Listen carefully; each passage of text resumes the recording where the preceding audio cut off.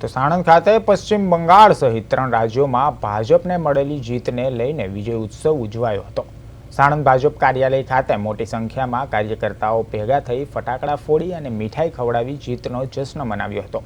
ઢોલ નગારા સાથે કાર્યકરોએ ડાન્સ અને ખુશી વ્યક્ત કરી હતી। તાલુકા અને શહેર ભાજપ દ્વારા મળીને ઉજવણી કરવામાં આવી હતી। ભાજપ પ્રમુખે આ જીતને ઐતિહાસિક ગણાવી કાર્યકરોને અભિનંદન પાઠવ્યા હતા।